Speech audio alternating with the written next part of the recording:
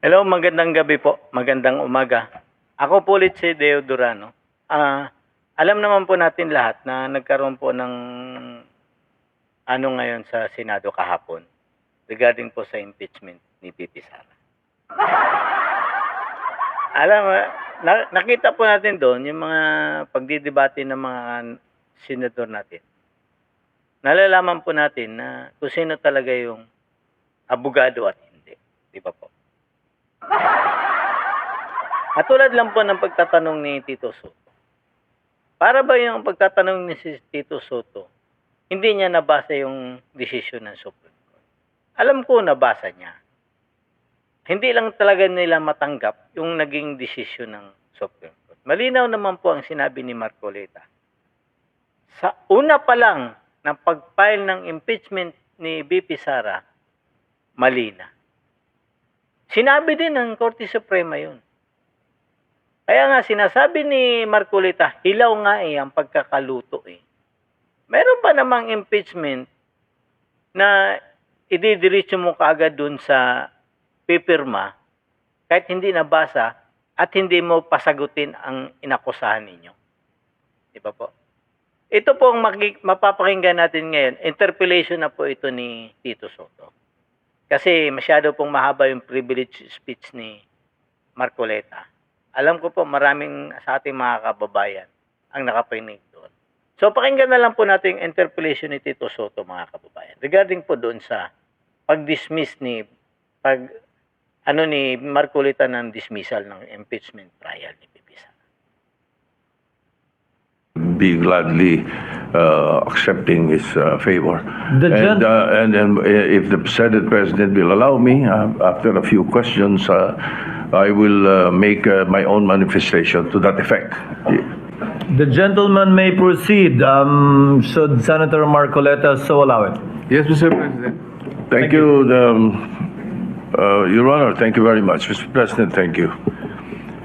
So, listening to the privileged speech of the distinguished gentleman from Tarlac, the basis of your motion to dismiss is the Supreme Court's decision, which is now pending appeal by virtue of the MR, or the motion for reconsideration, filed last Monday by the House of Representatives. Is it not, Your Honor? The question whether is it Yes, your subject basis to for your motion to dismiss is based on the Supreme Court decision that the so-called impeachment is unconstitutional. Based. Natural. Wala namang ibang pinagbabatayan si Marcoleta doon kung hindi yung desisyon ng Supreme Court Hindi pa malinaw yun, sir? Saan ka pa nag-aral, sir? Sa Wangbol University? Sa, Itbulaga? Kasi malinaw naman po kaya nga po nagkaroon ng kasi nagkaroon ng kautusan ang Supreme Court na unconstitutional yan. Void yan. Kaya kailangan ibasura yan. Siyempre, doon magkukuha ng si Marcoleta. Yung po ang pinagbabatayan niya, yung desisyon ng Supreme Court. Hindi po sarili niyang desisyon, sir.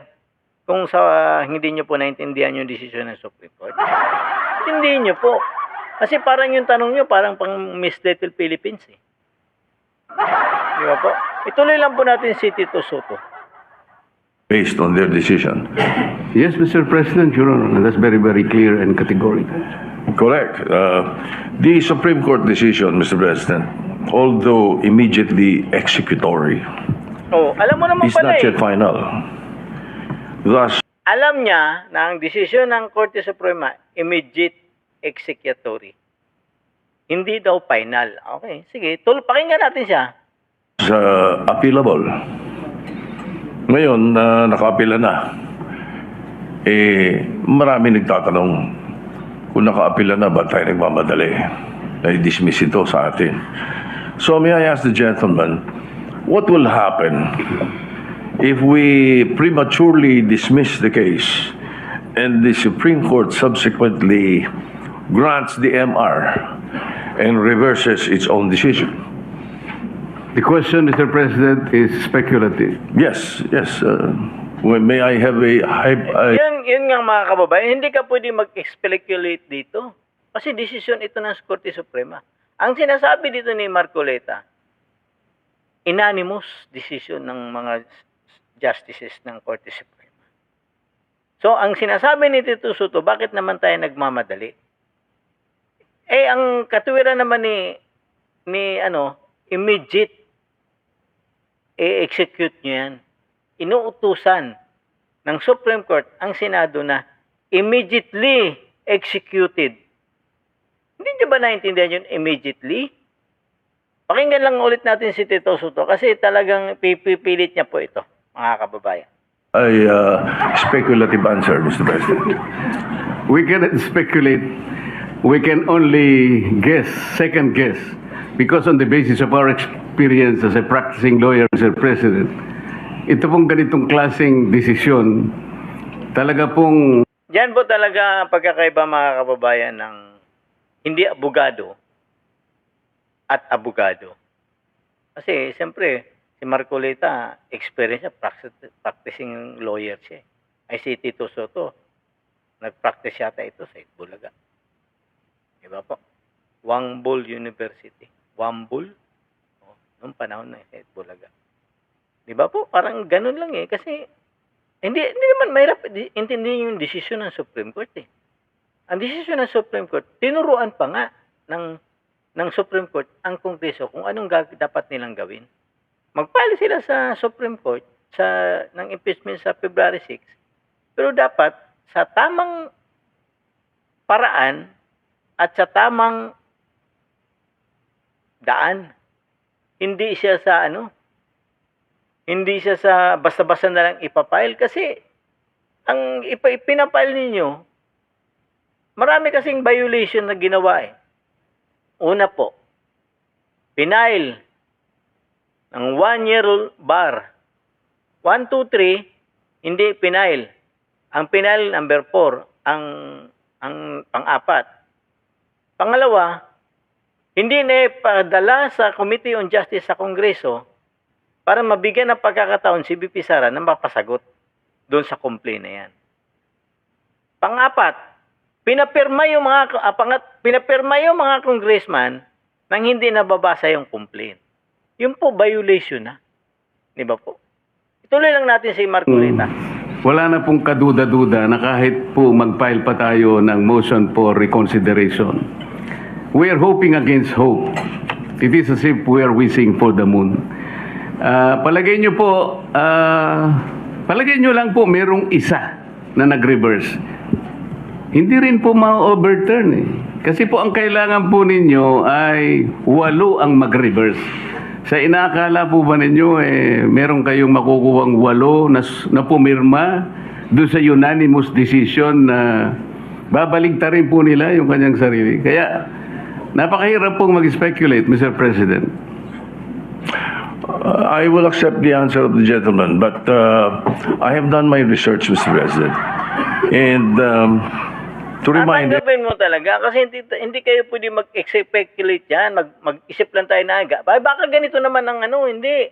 Hindi po ganyan, Mr. Tito Soto. Hindi po ganyan kasi ang pinag-uusapan dyan, binoto yan ng tao. 32 million ang bumoto dyan. Tapos ikaw lang ang pipigil. Tingnan natin ituloy lang natin si Tito Soto, mga kababayan. And everyone, the reversal of the Supreme Court's own decision is not impossible, even in landmark cases. In the case of Labogal, Bilaan Tribal Association Incorporated versus... Dito po, naglabas po si Tito Soto ng jurisprudence.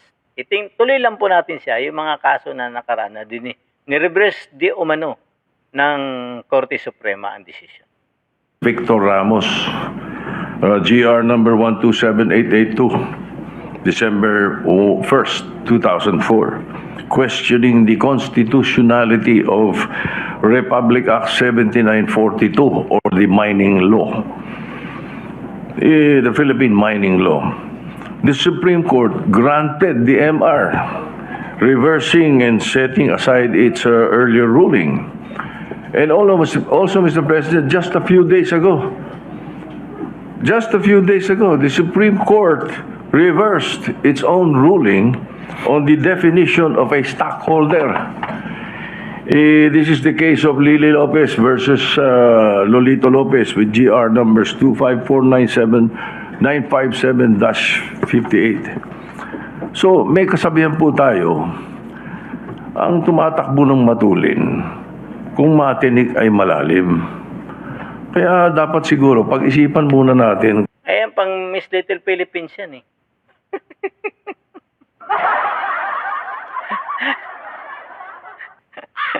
Baka nakakalimutan ni Tito Soto yung sinasabi niyang pag tumakbo ng kasabihan yan eh. Kasabihan dyan sa Miss Little Philippines.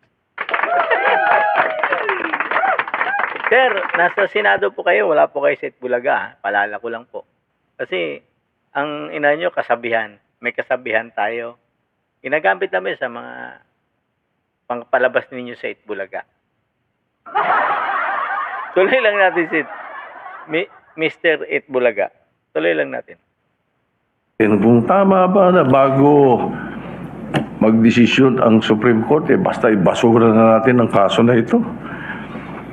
Unang-una po, Mr. President, gusto kong malaman, yung po bang mga kasong sinabi nyo, unanimous decisions po ba lahat? I am not sure about that. But one thing Tama? Hindi niya alam. Nag-ano siya ng jurisprudence. Isa lang ang tinanong sa kanya, unanimous ba po talaga ang ruling dyan ng desisyon ng mga husgado? Hindi niya masagot kasi nga, hindi talaga siya nagre-resist. Kasi marami pong desisyon ng Supreme Court na maaari nilang binaliktad, pero hindi naman unanimous decision ang ano nila. Minsan merong 6-5 na decision, tapos pinail ulit, nag-file ng MR, ni-reverse. Kasi nga, ang decision nila, isa lang ang diferensya. Kaya siguro ni-reverse, napabago nila yung dalawang desisyon nagdesisyon ng ng para may reverse. Ayun, yun ang ano dun. Pero ang sinasabi ni Marcolita, unanimous decision ba yan? Hindi niya alam. Tuloy lang natin ang sagot ni Toto Soto. thing I can say is that if there is a mistake, a unanimous decision could become a unanimous mistake. Wala pa pong nangyaring gano'n, Mr. President. At saka po tayo pag nananakbo. Isipin mo, pag unanimous decision daw, unanimous mistake. Saang batas yan, Mr. Itbulaga? Saan mo nakuha ang jurisprudence yan? Na unanimous decision, unanimous mistake. Ha? Talagang pipilit mo talaga yung mali, Mr. Senador? Talaga namang pinahalata mo lang na talagang wala kang alam sa pagdating sa batas. Kasi iba talaga talaga pinipilit mo, alam mo nang mali. Ay tuloy, tinan mo yung sagot ni Marcoleta, mga kababayan. Ako po ay nakasapatos at saka sa kalsada kaya hindi po ako matitinik. Well, Mr.